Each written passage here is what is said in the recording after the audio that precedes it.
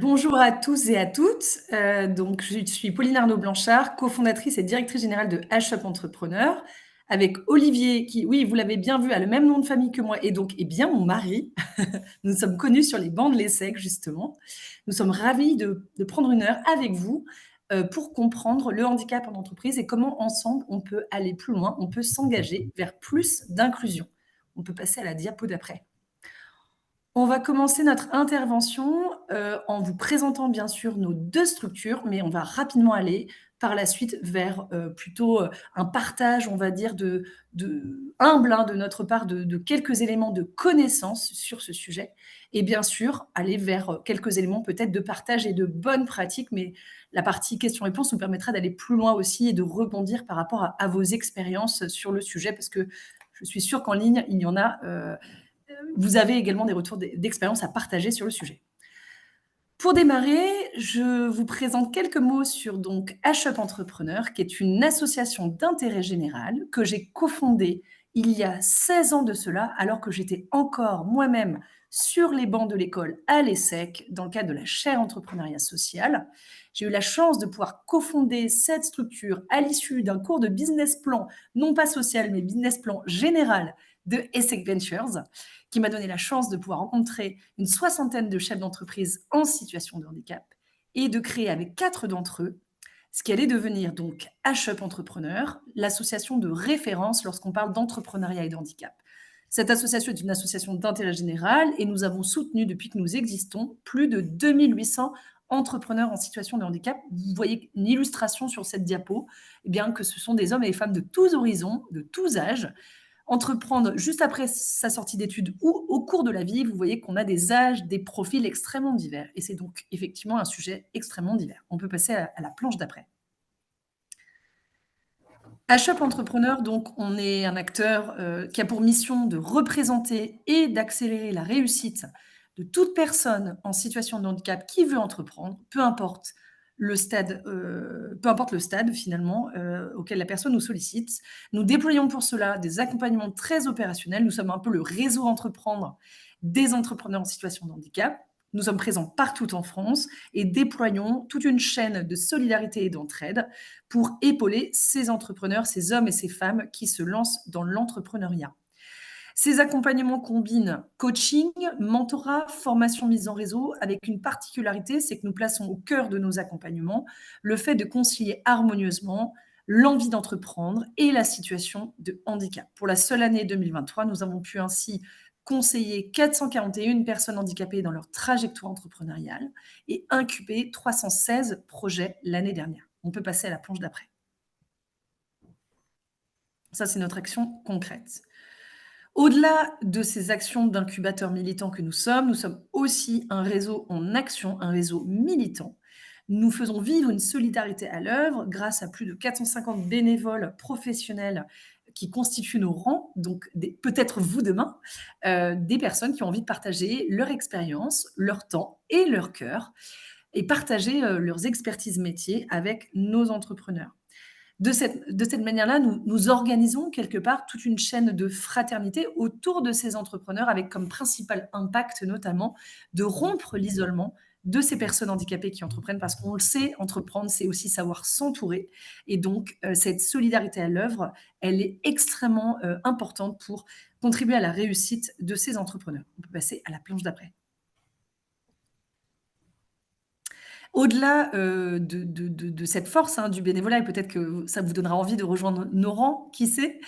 Quelques chiffres clés pour conclure cette intervention. H-Up Entrepreneur, donc depuis 2008, c'est 2800 projets entrepreneuriaux soutenus. C'est aussi une équipe de 22 collaborateurs présents dans plusieurs régions françaises, Paris, Lille, Mulhouse, Lyon, Marseille, Rennes et Bordeaux. Et comme je vous le disais, 450 bénévoles engagés dans nos actions, issus la plupart du temps d'entreprises via le mécénat de compétences. On peut passer à la slide d'après. Merci, et je passe le relais Pauline. du coup à Olivier. Ouais, merci. Du coup, nous, l'inclusion, on est une jeune entreprise sociale, donc on est une entreprise sociale et non pas une association comme H-Up Entrepreneur. On a été incubé par H-Up Entrepreneur il y a 7 ans. pour devenir la plateforme de une plateforme de mise en relation pour les travailleurs indépendants handicapés. Alors, on travaille aussi avec d'autres acteurs du secteur. On est la plateforme de référence dans le domaine avec plus de 1000 travailleurs indépendants handicapés inscrits. On est plus de 30 collaborateurs partout en France, dans 16 départements. Et donc, on a 3 programmes principaux. Nous, notre mission, c'est de produire des services pour les travailleurs indépendants handicapés et leur écosystème. Donc, en fait, tout ce qu'on fait va être assez complémentaire de ce que fait HUP Entrepreneur, de ce que Pauline vous a présenté il y a un instant. Notre première activité historique, c'est d'être une plateforme de mise en relation. C'est ce que vous voyez en haut à gauche. Aujourd'hui, c'est une activité qu'on opère, on va dire, pour moitié environ tout seul. Enfin, nous, avec notre dispositif. Et puis pour l'autre moitié, dans un partenariat avec une plateforme de travailleurs indépendants qui s'appelle Malte, qui est le numéro 1 européen du freelancing et qui est français, avec lequel on a noué un partenariat tout à fait fructueux. Notre deuxième activité historiquement, c'est l'accompagnement de publics fragiles et notamment donc de travailleurs indépendants handicapés qui ne vivraient pas encore pleinement de leur activité et qui nous permet de les accompagner notamment sur 2 piliers pour lesquels il n'existe pas encore beaucoup de solutions, comme par exemple l'accompagnement commercial et social. Et donc ça, c'est un dispositif qu'on opère grâce à des structures d'insertion. On en a 16 en France. Et en bas, ce que vous voyez, T-Learning, c'est notre troisième activité principale. Donc ça, c'est la formation. Et on a créé avec HUP notamment les premiers programmes de formation spécifiques pour les entrepreneurs en situation de handicap. Aujourd'hui, tout ça est accessible pour l'essentiel librement et gratuitement sur notre chaîne YouTube et notre chaîne de podcast. Et puis, ce que vous voyez en bas à droite, on vient d'embaucher un chercheur, on fait de la recherche scientifique sur l'insertion des travailleurs handicapés et on développe d'autres services comme par exemple de la compensation du handicap. Voilà, j'en ai terminé de notre présentation et maintenant, on va passer au cœur du sujet, vous parler de handicap en entreprise. Et donc, je vais rendre la parole à Pauline pour lancer cette deuxième partie. Oui, merci beaucoup. Alors, parler de handicap en entreprise, c'est déjà peut-être planter le décor des chiffres clés du sujet. Alors, il y a des chiffres, ça va être des tartes à la crème, je pense que beaucoup d'entre vous les connaissent. Peut-être des chiffres vont vous surprendre, on va voir. En tout cas, n'hésitez pas à réagir dans le chat si vous avez des surprises ou au contraire vous dites ouais, c'est bon, ça je connais. C'est intéressant pour nous d'un peu prendre la température avec vous justement de ce sujet, à quel point ou pas vous le connaissez. Premier chiffre clé, bien sûr, tu peux enchaîner, Olive, sur le clic. Premier chiffre clé, c'est bien sûr les 6%. Tout le monde en parle depuis un certain temps. C'est bien l'obligation d'emploi des personnes handicapées dans les entreprises. Cette obligation d'emploi, elle existe depuis un certain nombre d'années, puisqu'on parle d'une première loi en 1987, renforcée en 2005. Je ne vais pas vous faire toute la genèse, mais voilà, 6%, c'est bien 6% des effectifs d'entreprise à partir du moment où une entreprise publique ou privée a plus de 20 salariés. Plus de 20 salariés. Ça veut dire que les TPE de moins de 20 salariés ne sont pas concernés. Pour autant, organisations publiques comme privées sont concernées par cette obligation d'emploi à partir du moment où ces organisations font plus de 20 salariés. Deuxième chiffre clé qui nous semblait important à rappeler, c'est que bien sûr, 80% des handicaps ne sont pas visibles. À travers cela, on peut se renvoyer à un certain nombre de réalités autour des maladies invalidantes, du handicap psychique, de la vaste question de la santé mentale. En tout cas, voilà, rappeler que 80% des handicaps sont invisibles, c'est rappeler toute la subtilité du sujet, puisque par définition, si ça n'est pas visible, comment en parler finalement ? Troisième chiffre clé qui nous semble important à rappeler, peut-être moins connu celui-ci, c'est que 3,5%, ça correspond au taux effectif d'emploi de travailleurs handicapés dans le secteur privé. Si on prend l'ensemble des entreprises privées assujetties à cette obligation d'emploi, le niveau légal attendu, c'est de 6%, mais la réalité en entreprise, elle est encore, malgré plus de 15 ans de politique incitative, elle est encore que de 3,5%. Et enfin, peut-être dernier chiffre clé, c'est la part dans la population active la population active des personnes handicapées, la part de travailleurs handicapés qui font ce choix d'être travailleurs indépendants, donc entrepreneurs. Ça, c'est aussi sans doute un chiffre que vous ne connaissiez pas. 8% de la population active handicapée est entrepreneur, elle fait ce choix d'être donc à son compte ou dirigeant de société. Voilà, donc ça, c'est pour vous planter un petit peu le décor. On veut passer à la slide d'après. Donc n'hésitez Est-ce que, pas à réagir dans le est-ce chat qu'on ferait s'il y pas a déjà est-ce qu'on ferait des chiffres qui vous surprennent. ouais, est-ce qu'on ferait pas un petit quiz? Est-ce que vous savez quelle est la part de où en est le secteur public? Parce que là, on a parlé du secteur privé. Est-ce que vous pensez que le secteur public fait mieux ou moins bien que le secteur privé? Vous pouvez répondre dans le chat ou ouvrir les micros.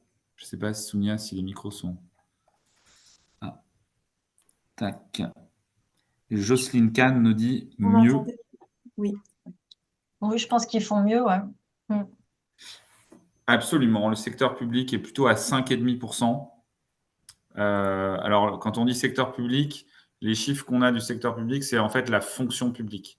Le secteur public en France, c'est probablement autour de 10 millions de travailleurs, selon comment on compte, parce qu'on compte souvent les entreprises publiques dedans, comme EDF ou La Poste, enfin le groupe La Poste. La fonction publique, c'est les administrations, les hôpitaux, les administrations centrales et aussi les collectivités. Donc eux, ils sont à 5,5, donc bravo à eux. Ils font mieux que le secteur privé. Et dans le secteur privé... Avec, on le rappelle, hein, dans la fonction publique, il y a, même avant les politiques d'emploi, hein, d'obligation d'emploi pour les travailleurs handicapés, il y a cette cette notion que la fonction publique est un ascenseur social et a ce rôle d'intégration des personnes les plus fragiles, les plus éloignées de l'emploi, inscrites dans l'ADN de la fonction publique depuis bien avant d'ailleurs 1987, ce qui peut expliquer la relative, je dis bien relative avance prise par la fonction publique par rapport au secteur privé sur ce thème. On va peut-être avancer parce qu'il est déjà midi 44. Des questions ont été posées dans le chat, on les prendra dans la partie Q&A à la fin si ça vous va. Peut-être un dernier chiffre clé qu'on n'a pas mentionné dans la diapo mais qui est aussi assez important. C'est, à votre avis, quelle part de handicap est acquis au cours de la vie suite à un accident de vie? Quelle part? 50%, plus de 50%, moins de 50%? 50% nous dit Valérie. Une autre réponse, à votre avis? Je repose ma question. Quelle part de handicap est acquis au cours de la vie? Donc, suite à un accident de vie, accident de la route, accident vasculo-cérébral, AVC, pardon, je vais y arriver, ou autre. 60%, 80%, merci, 70%, 85%. 85% des handicaps surviennent au cours de la vie. Donc ça, c'est quand même un élément intéressant à prendre en compte. Ça veut dire que finalement, le handicap, la survenance du handicap, c'est un risque aussi, c'est un risque professionnel à appréhender dans son entreprise. Ça veut aussi dire qu'il y a un caractère évolutif, soudain, accidentel, et qui nécessite sans doute une période de deuil, d'acceptation par la personne concernée avant d'être capable même d'en parler pour elle, encore plus d'en parler à son entreprise. Donc, vous voyez le chemin qu'il y a à faire. Dans 85% des cas, c'est suite à un accident. C'est quand même colossal. On peut passer à la slide d'après. Alors, bien sûr, ça peut poser des questions. Ça peut poser des questions. Il y avait une question dans le chat, je crois, sur écoute des autres. Ce qui est important, bien sûr, sans pour autant mettre les gens dans des cases, mais d'avoir conscience des différentes typologies de handicap. Alors, vous doutez bien qu'en 1 heure, ce midi, on n'aura pas le temps de vous faire un exposé complet là-dessus, mais néanmoins, je voulais vous amener simplement ces quelques repères-là.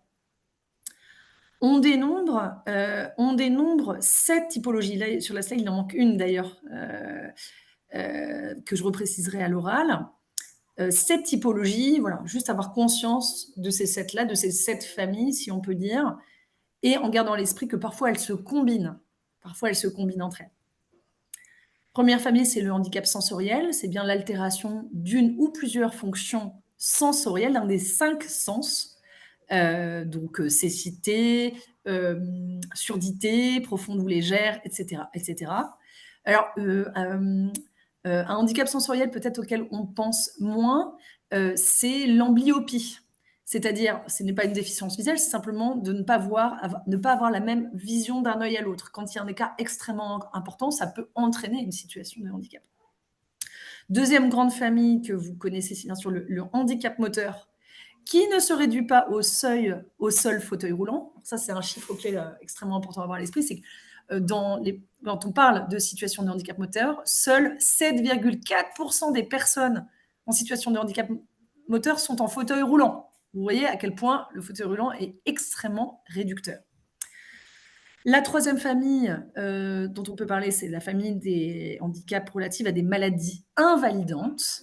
Invalidante, ça veut dire que ça entraîne des ruptures de rythme de travail liées à des traitements médicaux récurrents. Donc, on peut parler de sclérose en plaques, du diabète. Je dis toujours que le diabète, c'est quasiment le premier handicap de France, en fait, en termes de nombre de personnes concernées, etc. Quatrième grande famille, le handicap psychique. Cancer, oui. Maladie invalidante, tout à fait. Handicap psychique, quatrième grande famille, dans lequel on va retrouver des pathologies comme la schizophrénie, les troubles bipolaires, l'hypocondrie, les troubles anxieux. L'OMS nous dit que 26% de la population mondiale est concernée par des troubles de la santé mentale. Là, je vous parle d'handicap psychique, c'est-à-dire des troubles de la santé mentale qui entraînent des conséquences réelles dans la vie professionnelle et donc qualifiables en situation de handicap. Mais on sait que sur ces sujets, la limite est extrêmement poreuse entre la santé mentale, les troubles générés et peut-être des conséquences dans la vie professionnelle. Sixième grande famille, le handicap mental, qui, à ne pas confondre, ça c'est aussi classique avec le handicap psychique, le handicap mental, il est vraiment défini par une déficience intellectuelle, donc quantifiable, en dessous d'une certaine barre de QI. Je n'ai plus la barre en tête, je ne sais plus si c'est à 30 ou 40, mais en tout cas, il y a une donnée scientifique qui est le QI, le coefficient QI, et être en dessous ou pas de ce coefficient. Et derrière, ça donne lieu à un certain nombre de pathologies, trisomie 21, mais pas que. Et puis enfin, la septième famille qu'il faudrait compléter dans cette diapo, et on est en cours côté HOP Inclusion, c'est le handicap cognitif. Le handicap cognitif, vous allez retrouver dans le handicap cognitif justement des handicaps extrêmement divers, des TND, des troubles du neurodéveloppement, le TSA, le trouble du spectre autistique, le TDAH. Alors, ce handicap-ci, il est très complexe parce qu'il peut... En fait, il est un peu transverse aussi premier, puisqu'en fonction du type de handicap, ça aura aussi une forme de handicap moteur ou pas. Ça aura aussi des conséquences en termes de handicap psychique ou non. Donc, vous voyez que c'est un handicap cognitif qui a aussi, en général, un deuxième handicap parmi les 6 premiers. On ne va pas vous faire tout un exposé aujourd'hui là-dessus, mais et encore une fois, la médecine nous indique que les frontières sont poreuses, puisque le TSA, le trouble du spectre autistique, a été classé dans le handicap psychique, plutôt du trouble psychotique, jusque dans les années 2000.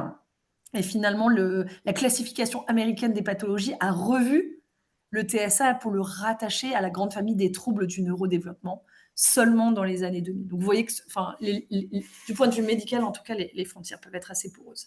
En tout cas, ce qui est important pour nous à retenir, c'est bien sûr que 80% des handicaps sont invisibles, même dans ces 6 familles-là. Gardons à l'esprit qu'un handicap sensoriel ne se voit pas nécessairement, un handicap moteur ne se voit pas nécessairement, ainsi de suite.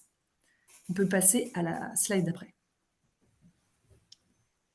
Alors, là aussi, pour nous, c'était important de planter le décor. On vous a parlé de handicap, handicap en entreprise, l'obligation des entreprises, et puis de quoi on parle lorsqu'on parle de handicap avec ces fameuses 7 typologies.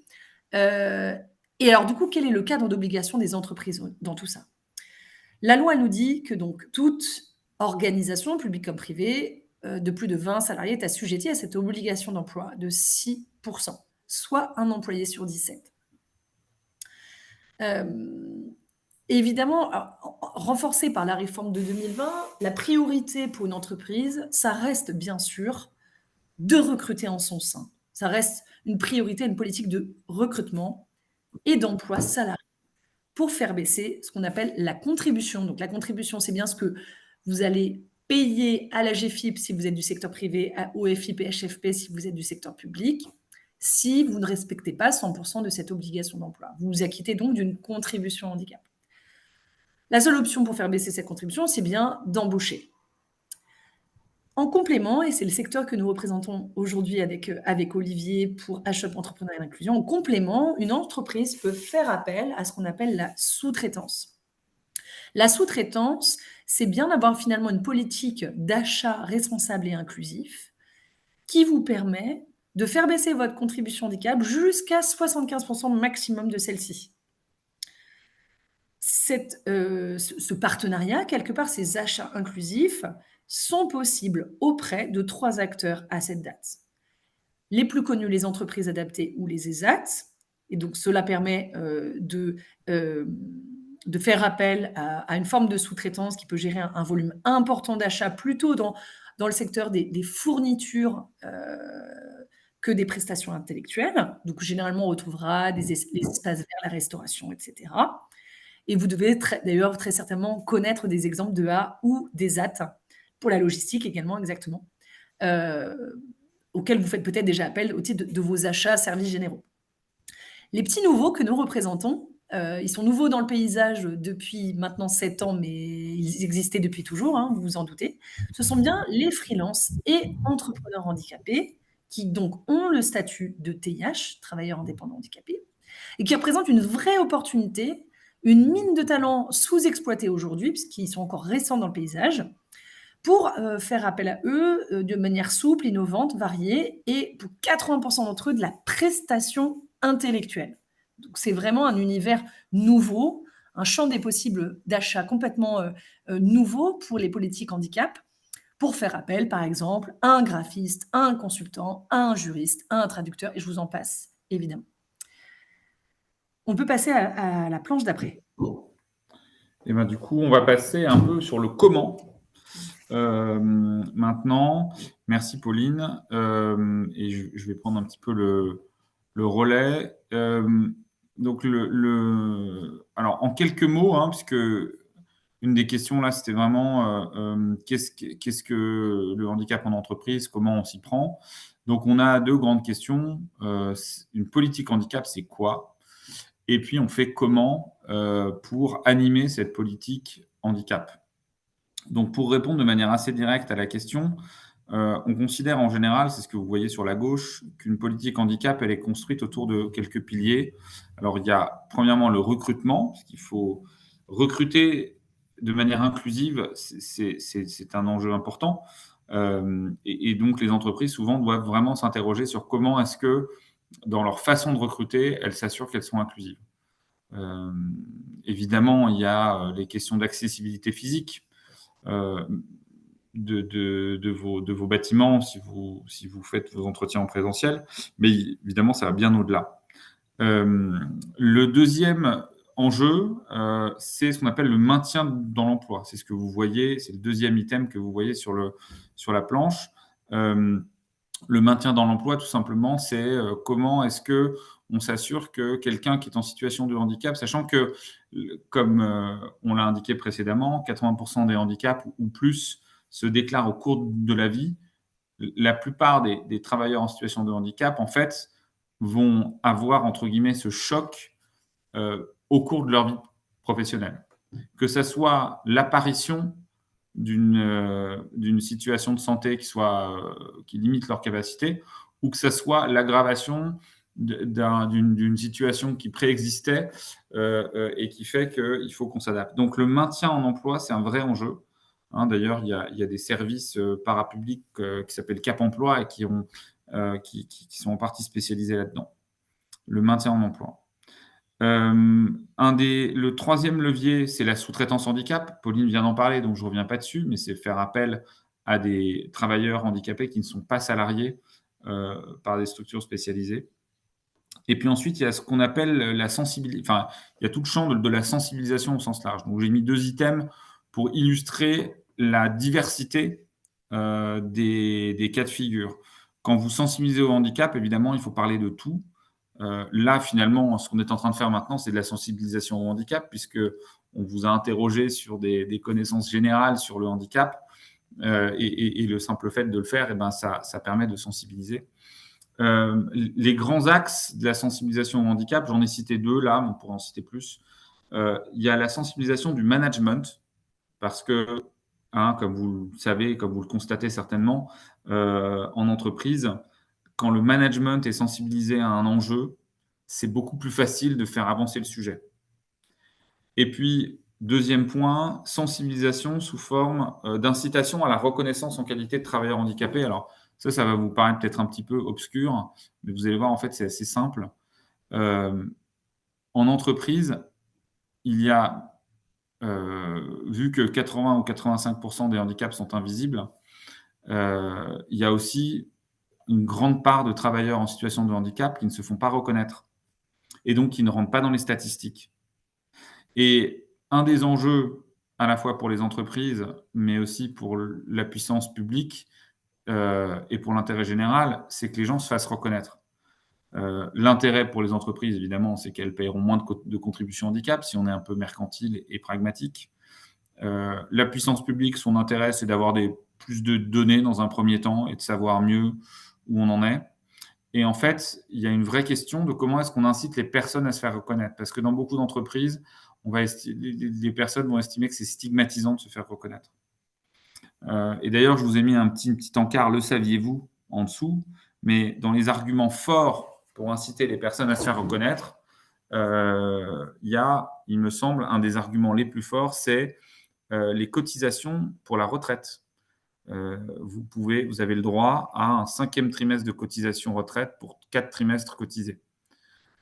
Et donc, ce que ça veut dire, c'est que quand vous êtes en situation de handicap, vous partez à la retraite plus tôt, ce qui est relativement, on va dire, de bon sens, puisque la situation de handicap occasionne en général ce qu'on appelle une fatigabilité très importante, et donc il paraît raisonnable que les personnes en situation de handicap aient des carrières un peu plus courtes.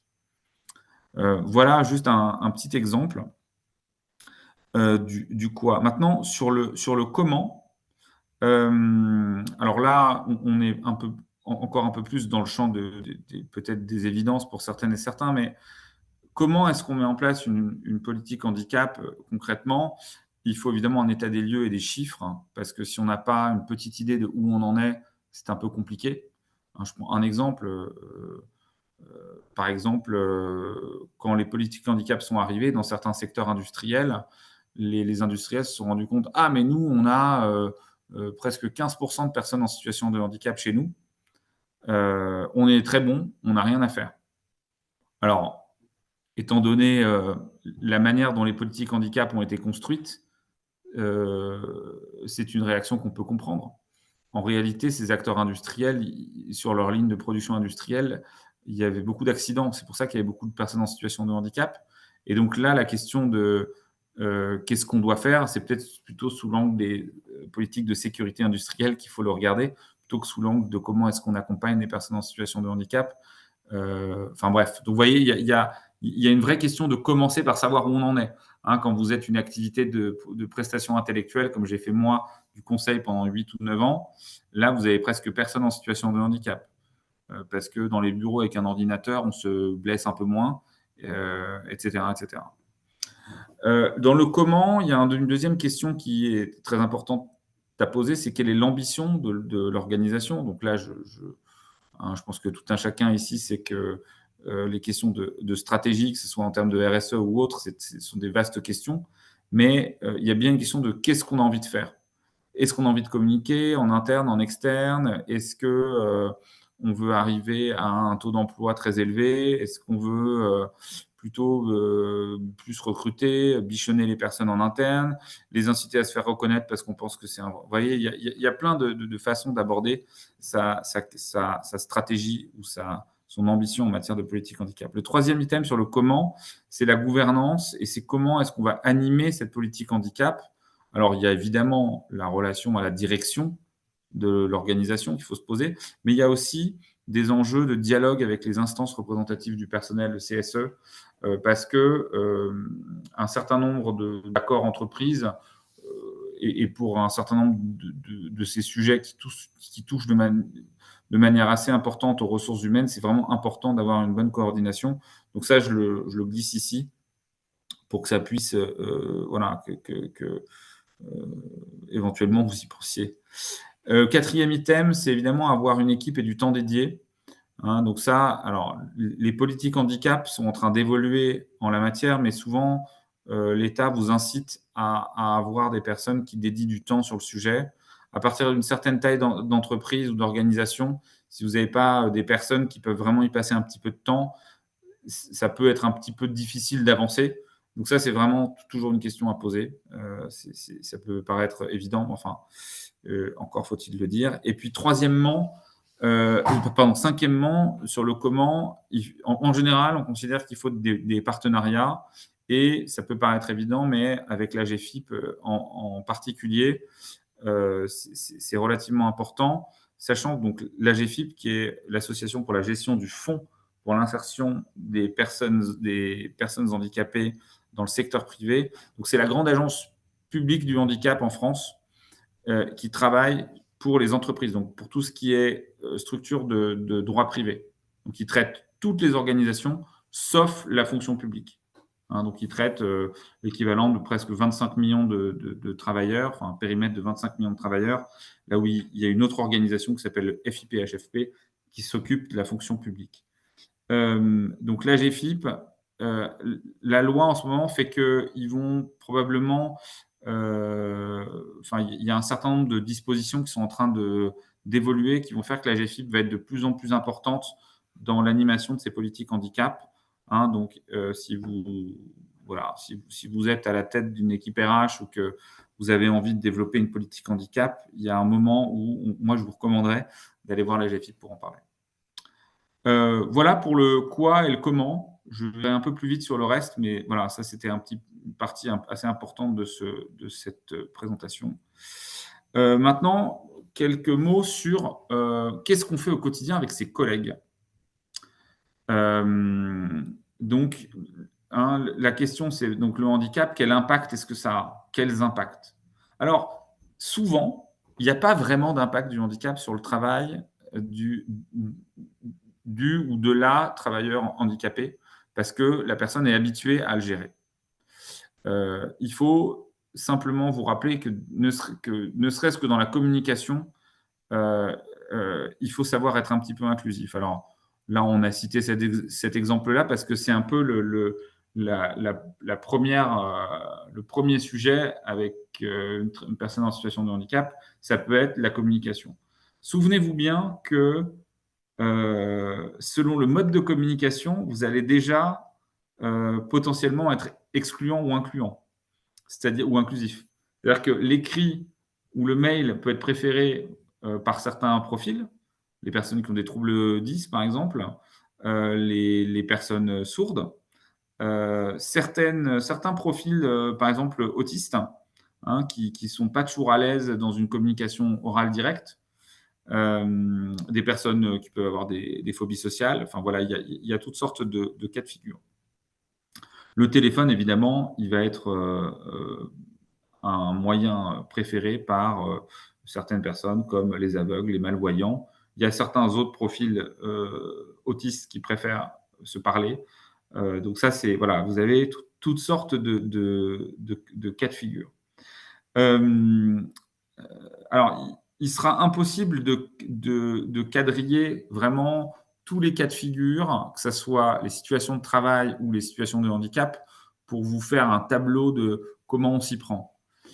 Nous, à force de pratiquer dans le secteur, on se rend compte que le meilleur conseil qu'on puisse donner à nos partenaires quand ils veulent commencer à développer leur culture de comment être plus inclusif, c'est quand vous pensez que vous êtes peut-être face à quelqu'un en situation de handicap, il n'est pas toujours judicieux de leur demander: est-ce que vous êtes en situation de handicap? Si oui, quel est votre handicap? Hein, une bonne partie de vos interlocuteurs le prendraient mal, pour X ou Y raison.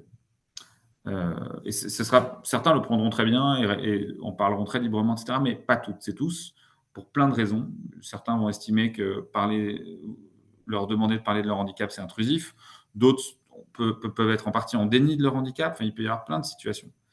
Par contre, demander aux personnes quels sont leurs besoins spécifiques, qu'elles soient en situation de handicap ou non, C'est toujours une bonne question à poser. Parce qu'en fait, ça vous positionne non pas sous l'angle du problème de santé, mais sous l'angle de quelle est la solution à la situation que je vis. Si je prends un exemple un petit peu évident, une personne qui est en fauteuil, parce que c'est un cas quand même qui est assez évocateur, euh, si vous lui demandez quel est votre handicap et qu'elle vous répond j'ai une infirmité motrice cérébrale, déjà vous êtes pas sûr, je suis pas sûr que toutes et tous sachiez comment l'interpréter. Mais si la personne dit bah moi j'ai juste besoin je suis en fauteuil, j'ai besoin d'un ascenseur pour monter les étages et évidemment de couloirs avec au moins 80 ou 120 cm pour circuler. Bon, déjà, ça sera un peu plus concret. Ça sera un peu plus concret. Donc voilà, le besoin spécifique, c'est dans le monde entier aujourd'hui le concept clé qui vous permet de parler de handicap de manière concrète, on va dire bienveillante et légale. Alors, c'est des termes qui sont un peu exagérés, mais enfin, voilà, c'est sous l'angle du besoin spécifique que moi, je vous conseille en tout cas, et je pense que pour Pauline, ce serait pareil, d'aborder ces questions.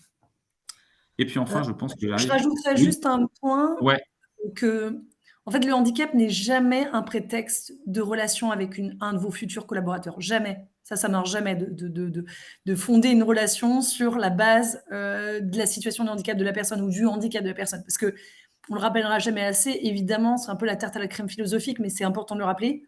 Le handicap, c'est pas une identité. Je pense que personne d'entre vous se dit je suis une blonde. Moi-même, je me dis pas que je suis une femme châtain avec un grain de beauté sur l'œil et c'est ce qui me définit.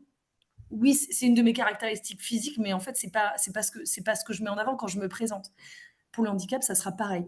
Euh, Soyez surpris, je pense, curieux et à la rencontre en fait des collaborateurs, parce que certains seront très à l'aise avec le handicapé, vous en parleront d'eux-mêmes. Pour d'autres, ça arrivera plus tard dans la relation. C'est pas quelque chose que vous pourrez aborder de but en blanc. Euh, En tout cas, ça n'est pas une carte d'identité, voilà. Et nous, de notre retour d'expérience sur, moi, à peu près une vingtaine d'années d'expérience dans ce champ-là, je me rends bien compte que finalement, quand le prétexte de la relation à la personne en situation de handicap, ça n'est pas le handicap, bah, généralement, ça permet d'arriver à une relation qui marche plutôt bien. Quand au contraire, on arrive dans un rapport assez frontal à ce sujet, là, on s'expose à un risque d'incompréhension, de quiproquo, voire de conflit, parce qu'en fait, c'est pas le sujet. Voilà. Donc cette question, quels sont vos besoins spécifiques, c'est un peu une parade, une sorte de botte secrète pour amener le sujet sans l'amener non plus frontalement, parce qu'encore une fois, ça n'est pas une carte d'identité chez votre futur collaborateur, quoi. Voilà. Donc c'est un concept un peu particulier, mais pour l'éprouver au quotidien dans nos activités, ça marche. Voilà. Donc c'est pour ça qu'on voulait vous le partager aujourd'hui. je continue, on est presque au bout pour qu'on puisse ensuite passer aux questions. Merci Pauline. Alors, hop, je voulais juste prendre un petit exemple parce qu'on a souvent des questions autour de concrètement, ça veut dire quoi la contribution handicap? Donc, je reviens un peu en arrière pour vous aider à comprendre le mécanisme.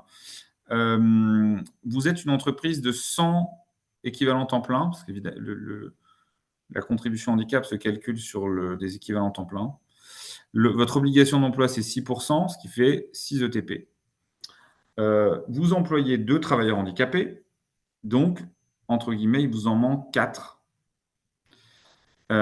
Et donc, vous allez payer une contribution annuelle de plus de 16 000 euros. Alors maintenant, on va carrément monter à 17, quasiment 17 ou 18 000 euros parce que c'est une contribution qui est indexée sur l'inflation. Donc ça, c'est pour que vous ayez un exemple. Et il y a un petit effet, si vous êtes 1000 au lieu d'être 100, vous paierez un peu plus de 10 fois plus de contribution handicap parce que la contribution handicap grandit, la contribution handicap par travailleur manquant, entre guillemets, grandit en fonction de la taille de l'entreprise. Évidemment, ça s'arrête à un moment, mais voilà. Et donc, voilà, donc ça vous donne un ordre de grandeur. Hein, donc, il y a beaucoup de grandes entreprises qui payent plusieurs millions d'euros de contribution handicap. Et donc, alors nous, parmi les services qu'on propose, il y a de la mise en relation. Et donc, on permet à nos clients de calculer que en achetant pour 10 000 € environ de prestations intellectuelles, on peut faire baisser de 3 000 € environ sa contribution handicap. Ça, c'est pour vous donner un ordre de grandeur de comment est-ce qu'on fait baisser la contribution handicap par de la prestation externe.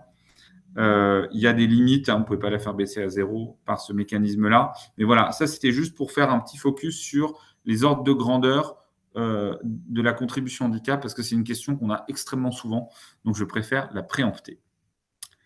Et puis, alors, juste avant de passer aux questions-réponses, peut-être un dernier mot pour un peu conclure et vous dire, voilà, si vous êtes responsable d'un service RH, dirigeant d'entreprise ou autre, et que vous vous demandez comment est-ce que je passe à l'action, moi, personnellement, je laisserai Pauline apporter son élément de conclusion, mais je vous dirais, informez-vous et inspirez-vous. Aujourd'hui, l'AGFIP, hein, l'Agence parapublique du handicap, alors je ne travaille pas pour eux et j'ai évidemment pas d'action pour eux, mais ils ont un site internet et des moyens de communication qui vraiment fonctionnent assez bien, permettent avec des petites vidéos courtes de comprendre tous les enjeux que vous pouvez avoir. Donc moi, je vous conseille chaudement d'aller faire un tour sur leur site internet, sur leur chaîne YouTube pour vous informer, vous inspirer. Ça, voilà, ils ont vraiment conçu beaucoup de supports de communication très efficaces. Et je te laisse, Pauline, si tu veux apporter un élément de complément avant qu'on passe aux questions. Oui, tout à fait. Je rejoins ce que dit Olivier sur le côté, se rapprocher de l'AGFIP qui est vraiment le partenaire numéro 1 hein, des politiques entreprises. Je vous ai partagé dans le chat, l'outil Module Pro, que l'AGFIP a créé justement dans cet esprit d'accompagnement à la professionnalisation des entreprises. Il y a pas mal de petits outils un peu clés en main, pour vous faire gagner du temps. Ou en tout cas, décidez-vous de par quel sujet vous avez envie de rentrer sur ce sujet. Donc, pour l'avoir aussi un petit peu éprouvé concrètement, je trouve que l'outil est plutôt bien fait. Donc, c'est Appui Pro et les modules Pro de l'AGFIP. Le deuxième sujet, je trouve, qui est intéressant, c'est de s'inspirer. En fait, une politique handicap, c'est quelque chose de dynamique. C'est à la fois organique et propre à votre entreprise, votre culture d'entreprise. Et puis, en fait, le handicap, c'est tout un écosystème de partenaires, d'associations, d'acteurs. Et finalement, c'est aussi assez intéressant de se mettre dans ces dynamiques. Et donc, moi, à votre place aussi, je vous conseillerais d'aller vers des événements ou de détacher peut-être au moins une personne de votre équipe à des événements comme l'Inclusive Day, qui ont lieu une fois par an, l'Université des référents handicap de l'AGFIP, qui a lieu aussi une fois par an, et peut-être plus largement les salons handicap et emploi de vos régions, alors à vérifier leur qualité, leur impact, leur visitorat et compagnie. Mais en fait, je trouve que ce sujet, c'est un sujet qui est en mouvement, où en fait, on en apprend un peu en continu chaque année. Et puis chaque année, on peut faire des rencontres de partenaires intéressants, entendre des tables rondes qui nous inspirent, qui nous font rebondir, aller vers tel ou tel partenaire. Donc c'est aussi ça, hein, c'est se mettre en mouvement. Je trouve que c'est pas que de l'auto-formation finalement le sujet. Et puis peut-être le troisième aspect qui me semble important, c'est qu'en fait, quand on parle de handicap en entreprise, on ne va pas se mentir. Hein. En fait, le handicap fait partie des 25 facteurs de discrimination en France. La France en a plus que les autres pays d'ailleurs. Et du coup, moi-même, pour avoir fait une fresque de la diversité il n'y a pas longtemps, d'ailleurs, c'est aussi un bon point d'entrée, je trouve, pour embarquer les équipes, hein, c'est la fresque de la diversité. C'est aussi avoir conscience des biais cognitifs que l'on a lorsqu'on parle de handicap. C'est quoi les représentations qu'on se fait, les peurs qu'on a, les préjugés qu'on a, et regarder ça bien en face, en fait. Parce que tant qu'on ne regarde pas ça en face, en fait, rien ne changera. On aura beau essayer de recruter, les recrutements ne marcheront pas, ne prendront pas, les intégrations de collaborateurs ne se feront pas. Et souvent, je trouve que le sujet de la sensibilisation, en fait, on prend le bout de ce côté culturel du handicap, on le prend par le bout des moyens de alors je vais faire quel parcours cette année, quelle activité, quelle animation dans mon entreprise pour sensibiliser. Mais en fait, ça c'est tout au bout de la chaîne des moyens d'action. Et on ne prend pas le bout très très amont qui est le pourquoi toutes ces peurs, pourquoi ces préjugés, quels sont ces préjugés, quels sont ces freins propres à mon entreprise qui pourraient faire obstacle à ma politique diversité et inclusion. Donc, s'intéresser à ces freins, ces préjugés, je pense que c'est assez fondateur pour nourrir la culture de l'entreprise sur ce sujet diversité et inclusion. Parce que moi, je le vois au quotidien, des boîtes qui mettent des moyens dans leur stratégie de diversité et inclusion. Elles mettent le paquet. Parfois, c'est le CEO lui-même qui s'implique. Et pour autant, les choses ne bougent pas. Et elles ne bougent pas souvent pour des raisons de freins culturels, de freins de préjugés sur lesquels il faut bosser, quoi. Donc voilà, mon autre conseil, ça serait celui-là, d'agir sur sa culture d'entreprise. Voilà. Et enfin, finalement, comment amener ce sujet dans l'entreprise, mais l'amener en écho à sa culture d'entreprise. Peut-être qu'une entreprise industrielle n'aura pas le même écho sur ce sujet qu'une entreprise de service, qu'une entreprise de conseil. Voilà, chacun a un peu sa clé d'entrée et c'est pas la même que chez son voisin. Donc voilà, c'est plutôt important, je pense. Merci, Pauline. Alors, je vois qu'il y a encore pas mal de questions auxquelles on n'a pas répondu dans le chat. J'essaie d'aller à leur recherche. Oui. Je vois une question d'Isabelle Neveu. Est-ce qu'Isabelle est encore là?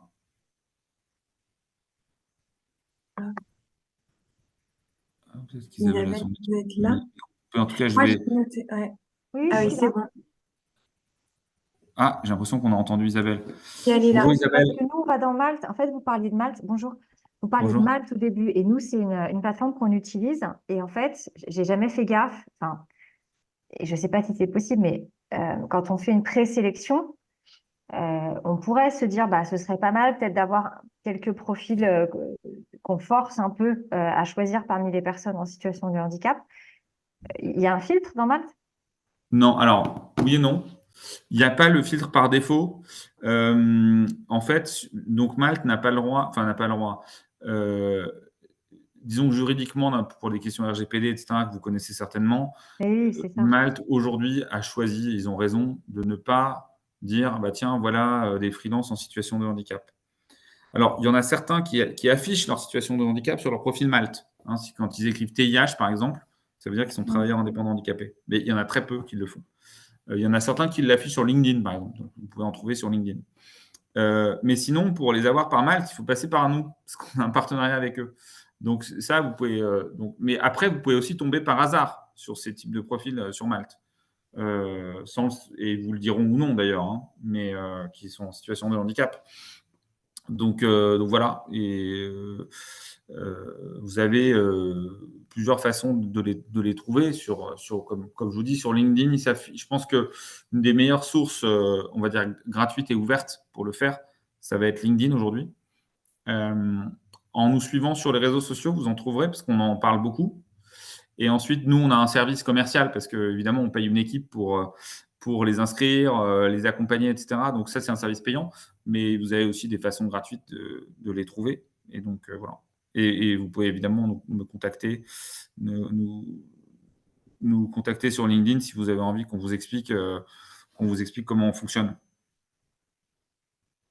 Merci beaucoup. Effectivement, ça me paraît, donc vous expliquez, c'est logique que ce ne soit pas un filtre possible, dévoyé dans l'autre sens. Donc, oui.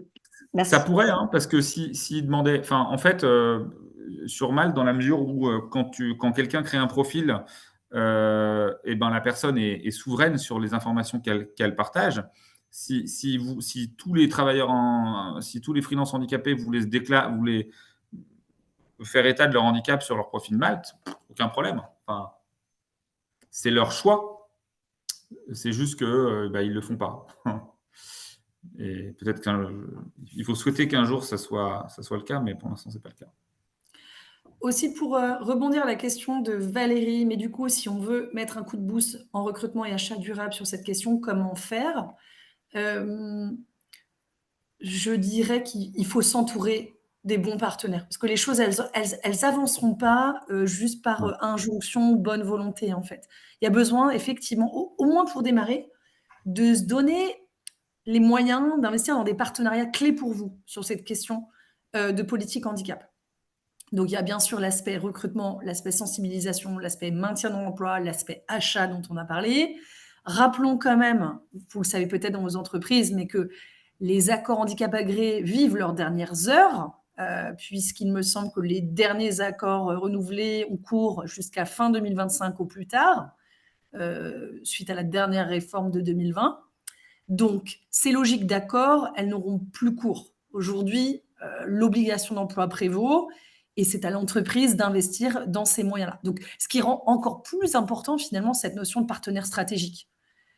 Et j'ai envie de dire, tout comme sur d'autres fonctions de votre entreprise, vous avez peut-être, voilà, dans vos business models, investi dans des partenaires stratégiques qui vous amènent ces résultats-là que vous attendez. Bah, sur le sujet politique, diversité inclusion, c'est un peu la même logique. C'est de dire, voilà, j'ai besoin d'identifier un partenaire performant pour m'aider dans mon recrutement, un partenaire performant pour m'aider sur les questions de maintien, si j'ai déjà des collaborateurs en situation de handicap, Oui, et un partenaire performant sur les questions de sourcing achat.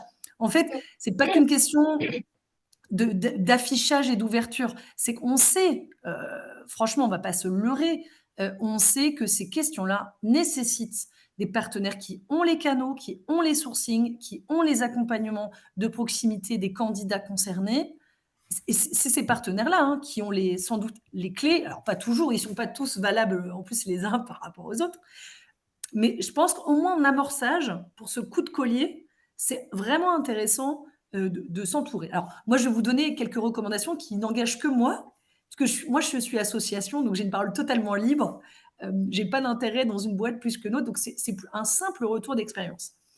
La première chose, je trouve, et en fait, chacun va avoir midi à sa porte dans son entreprise, mais sur les politiques stagiaires alternants qui comptent dans les politiques handicap, vous avez, de mon retour d'expérience, 2 acteurs vraiment intéressants. Arpège, sur l'organisation de journées découvertes en entreprise, mais aussi de stages et d'alternance pour des étudiants en situation de handicap. Vous avez 100% en dynamique, qui est aussi un acteur associatif vraiment sérieux sur le sujet. Et Tremplin Entreprise, qui sont, pardon, les trois acteurs, selon moi, jeunesse, hein, que je connais et qui font un boulot vraiment sérieux sur ce sujet. Il y en a sans doute d'autres. Peut-être que d'ailleurs, vous en travaillez avec d'autres. N'hésitez pas à partager votre expérience. Mais voilà, ces trois-là, en tout cas, et je ne suis, encore une fois, je suis assez libre dans ma parole. C'est plutôt des acteurs sérieux et investis sur le sujet depuis de très nombreuses années. Sur les questions d'accompagnement au recrutement, là, ça serait difficile de formuler une recommandation complètement absolue, dans le sens où c'est très tributaire des secteurs d'activité, des saisonnalités de postes que vous proposez, du caractère multisite. Dans l'intérim, ça marche plutôt bien. Oui, alors l'intérim marche plutôt bien, tout à fait. Tout à fait. Alors, pour le coup, sur le secteur de l'intérim, vous avez vraiment énormément d'acteurs aujourd'hui qui se positionnent, aussi bien des acteurs généralistes, Manpower, Déco, que ce qu'on appelle aujourd'hui les nouvelles formes, hein, les entreprises adaptées de travail temporaire, les EATT, où vous avez APF France Handicap qui a ses propres EATT. Vous avez également, Olivier et moi, un deuxième autre réseau qui a des... En fait, il y a des grands acteurs du travail temporaire qui ont noué des partenariats. Ouais. Après, c'est des acteurs qui ne sont pas encore énormément montés en charge. Hein. Donc, en termes de vivier de candidats, c'est pas énorme. APF, c'est à peine 100 candidats. Et Randstad, ils n'ont pas des volumétries de dingue. Hein. C'est un modèle qui a du mal à trouver sa place. Non, après, vous avez. Alors, il ne faut pas oublier que vous avez aussi les entreprises de travail temporaire d'insertion, donc qui ne sont pas strictement parlées du champ du handicap, mais qui ont souvent un certain nombre de travailleurs en situation de handicap dans leur rang, parce que les entreprises de travail temporaire d'insertion ont été créées il y a plus longtemps que les entreprises adaptées de travail temporaire. Enfin bref. Ouais, vous avez toutes sortes d'acteurs dans ce champ-là. Tous ces acteurs, vous pouvez les retrouver sur une plateforme que l'État a créée qui s'appelle le marché de l'inclusion. Et d'ailleurs, ils ont une autre plateforme qui s'appelle les emplois de l'inclusion. Je vous le mets dans le chat. Qui est une plateforme sur laquelle vous retrouvez aussi toutes les entreprises adaptées, les ESAT. Vous les trouvez aussi sur une plateforme d'un de nos confrères qui s'appelle le réseau GESAT, que je vous indiquais précédemment. Alors, nous aussi, on les a. Nous aussi, alors chez l'Inclusion, on référence les EA et les ESAT sur notre site internet, mais ce n'est pas forcément là-dedans qu'on est les meilleurs. Pour le coup, on est les meilleurs sur les travailleurs indépendants handicapés, mais pas sur les autres types de structures. Donc, voilà. Mais voilà, les EATT, c'est vraiment un modèle très intéressant. Hein. Je parlais de volumétrie, ça peut être un des freins, mais derrière les EATT, je vous en citais deux hein, dans le chat, Cliff by Randstad et APF Handicap Intérim. Ça représente un pool de à peu près 200 candidats, je dirais, à eux deux. Ce qui est intéressant, c'est derrière de se dire qu'il y a tout un accompagnement social de grande proximité pour accompagner dans la durée l'intégration de ces collaborateurs par l'intérim et derrière le transformer peut-être en CDD ou CDI. Donc, c'est plutôt la démarche qualitative qu'il y a derrière qui peut être intéressante à souligner et dans le côté progressif, finalement, d'accéder à l'emploi de manière très, très progressive et accompagnée et encadrée, qui peut être intéressante. On peut souligner aussi quand même l'existence, bien sûr, de cabinets de recrutement spécialisés Oui. qui ont pignon sur rue, hein, vraiment, et qui apportent un travail extrêmement sérieux, extrêmement... Ce qui parle pour ces structures, j'ai envie de vous dire, c'est leur ancienneté. Parce que des acteurs de recrutement, il y en existe pléthore. Pour le coup, je ne voudrais pas induire une forme de favoritisme parce que chacun, vous en connaissez certainement. Ce qui est bien sûr intéressant, c'est et leur ancienneté et leur implication dans les salons emploi, en fait. Parce que ces cabinets-là, de par leur savoir-faire de recrutement, souvent prennent part à des salons de recrutement interactifs comme Hello Handicap ou d'autres.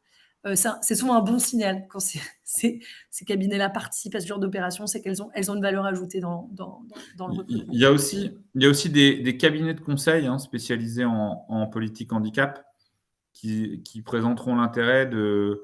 Alors pour certains, ils savent faire du recrutement, mais pour d'autres, ils vont être des orchestrateurs et ils vont vous permettre d'accéder à tout le panel ils vont vous orienter vers tout le panel de tous les prestataires pertinents sans avoir forcément une crèmerie préférée. Donc ça peut être utile. Si vous tapez cabinet de conseil cabinet de conseil handicap, vous en trouverez un certain nombre sur Internet. Et il y en a un certain nombre qui sont assez bons. Alors, je ne suis plus forcément à la page au jour le jour, mais voilà, TH Conseil, Pauline les cite. Là, je vois qu'il y a une question à laquelle on n'a pas répondu, qui était de Valérie Jouot sur les chiffres. Valérie nous disait entre 80% des personnes en handicap, les 5,5 plus. On essayait de démêler les chiffres. Oui, en fait, si je me demandais entre les 80% et les pourcentages de gens dans le privé et dans le public, les pauvres et les autres, ils sont où? Quand on dit 6%, c'est dans une entreprise donnée, on a 6% de travailleurs handicapés. Oui, le taux de chômage Non, c'est pas. Enfin bon, les pourcentages, c'est toujours un peu piégeux parce qu'on est tenté parfois de les ajouter et autres. Mais le taux de chômage des travailleurs handicapés, il est autour de 14%. Alors, il faudrait vérifier les chiffres, mais historiquement, il est à peu près à 2 fois la moyenne nationale. Là, il est tombé un petit peu en dessous de 2 fois la moyenne nationale dans un contexte où le chômage avait quand même un peu baissé, quoi qu'on puisse penser des chiffres.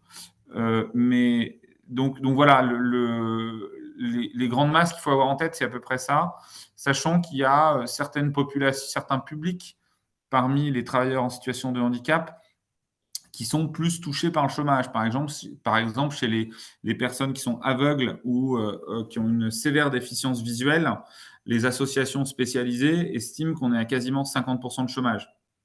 Donc, vous voyez, on a des taux qui varient de manière très significative. Alors moi, je ne suis pas spécialiste des données du chômage chez les personnes en situation de handicap, mais vous avez aussi toute une partie de la population des personnes en situation de handicap en âge de travailler qui sont parfois sortis des statistiques parce qu'ils sont accompagnés ou pris en charge dans des établissements spécialisés. Donc il y a quelques biais statistiques. Mais ce qu'il faut retenir, c'est que le taux de chômage, il est environ le double de la moyenne nationale, que selon les chiffres, ça a eu tendance à s'améliorer, mais que la situation reste quand même très compliquée et que par ailleurs, quand on dit en France, on n'est pas inclusif, etc., il n'y a pas beaucoup de pays dans le monde, ni dans les pays riches, ni dans les pays, on va dire, en développement, qui a trouvé une solution miracle. Ni les anglo-saxons avec des méthodes un peu différentes parfois, ni les nordiques, ni autres. Voilà. Personne n'a trouvé de solution, en tout cas qui fasse école à l'échelle mondiale. Ce qu'il faut aussi retenir, c'est qu'en fait, c'est vrai qu'il faut se le dire, ce taux d'obligation d'emploi à 6%, il est théorique. Il ne correspond pas à la réalité de la population active handicapée. C'est une cible à atteindre de représentation de la diversité dans les entreprises. Ça, c'est aussi un autre point. Mais on ne va pas argumenter sur ça là-dessus, on n'aurait pas le temps aujourd'hui. Non, merci par ailleurs, en tout cas. il y a des boîtes 13h32. qui... Oui, on va peut-être s'arrêter, absolument. Absolument. Merci. Et puis, on va vous partager dans le chat nos coordonnées. On reste à votre disposition, évidemment, pour aller plus loin. On a évidemment tous les deux nos solutions, nos partenariats possibles. On n'était pas là pour ça. Donc voilà, en tout cas, ceux qui souhaitent aller plus loin, on reste à votre écoute. Et merci d'avoir participé à cet atelier transition.